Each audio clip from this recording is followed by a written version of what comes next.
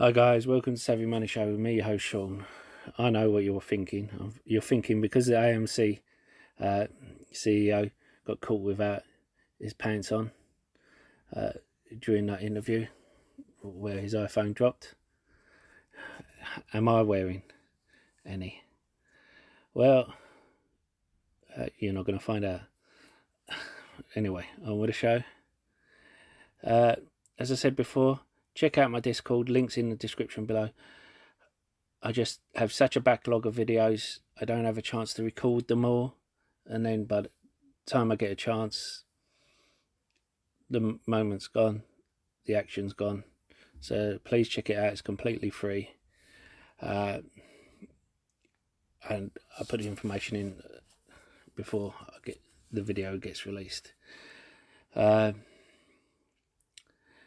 As I said, Fed announced on Wednesday it's going to wipe down the secondary market corporate credit facility. The NBA announcement of mortgage application has decreased for the second week in a row, lowest since February 2020, while the FHA increased by 0.5, which means that they're actually sending people over the FHA. Now, according to Yardini research, January was the peak for mortgage applications, and we've started a downtrend. Now, in my opinion, we'll have a few months to a year before we've been told we'll look out for a housing crisis. We will have like a few months to a year before there's a full-blown one, and I'm here to help you prepare rather than going shorting, which I don't like. I have been asked about how do I short REITs. Well, I'd rather not short REITs, but just sell out of your REITs. I'm still in certain REITs that I think won't be affected by them, but you have different kinds of REITs. These REITs are SRS, which is ProShares Ultra Short Real Estate. I'm sorry about the noise outside. The window is open because it's a very hot day. And we have DRV, which is Direction Daily MSCI Real Estate Bear 3X shares. Now, of course, the first one is less risky than the second one, but you can, of course,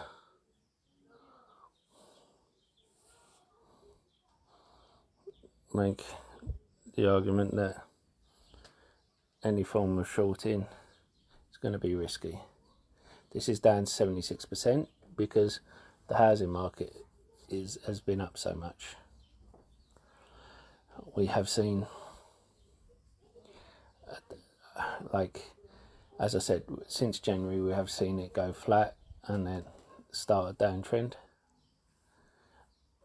That isn't to say that it's going to crash, because purely you have the Fed could start pumping money into it and keep it propped up. We've seen with the UK government where they've come out with schemes. They've dropped the right to buy 20% to 10% to 5% again, and now they've even come out with a scheme where if you're a first time buyer you will get 50% off your first home if you meet the criteria. Now,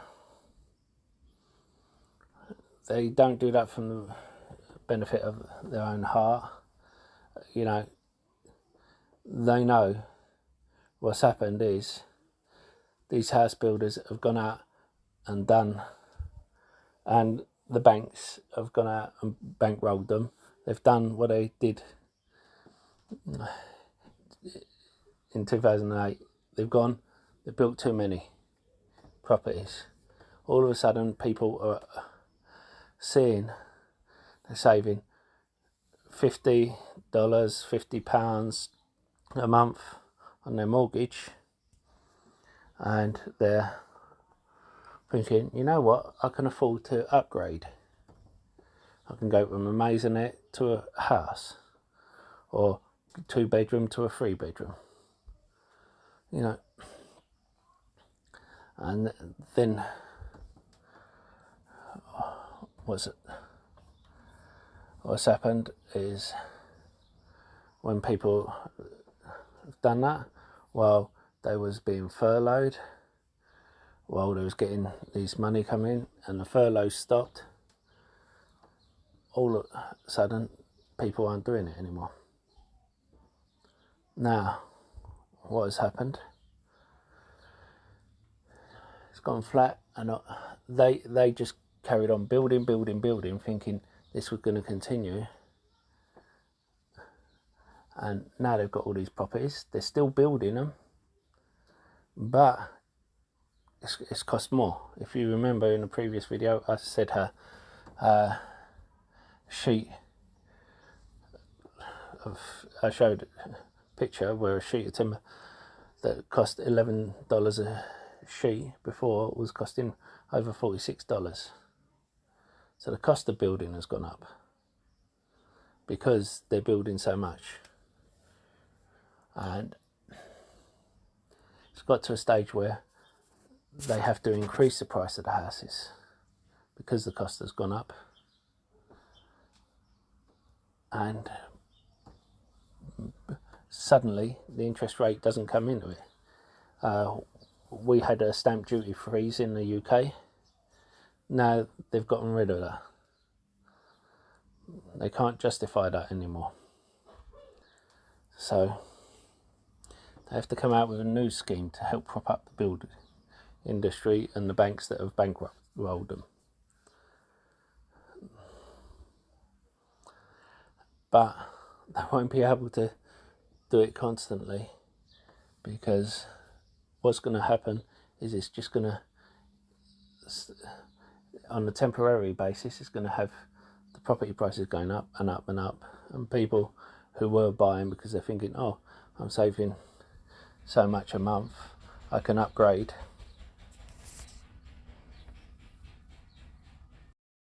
Don't forget to hit that lovely like button, and don't forget the sexy subscribe button. A lot sexier than me, just ask the wife.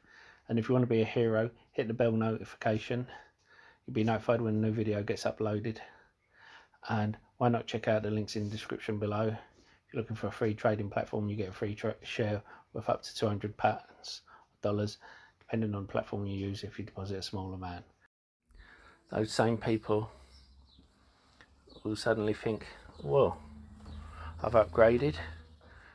For instance, there was someone reporting they bought a $400,000 house in Vegas or in Texas. It's now worth $1 million. These people will be thinking, well, I mean, in London, I know someone who bought a £200,000 house like 10, 20 years ago. Now worth $1 million. They'll be thinking, it takes me 30 years to earn that $1 million at work. I'll sell that property and I'll move out to a cheaper area. I'll downgrade instead of upgrading, and I'll either go part-time or give up work altogether, or I'll invest it. And this is what people are starting to think. More and more people are thinking that way. So be careful.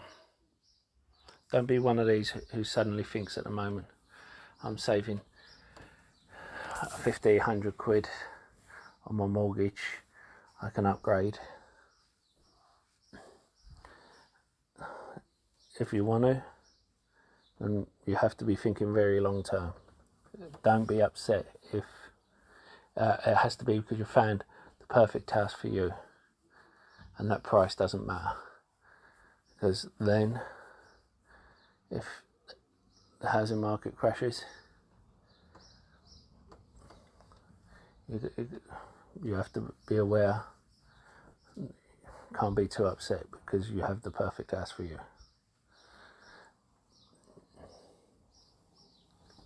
Because I believe in the next year it will crash. Anyway, that's all from me. I'm moving from my residential REITs into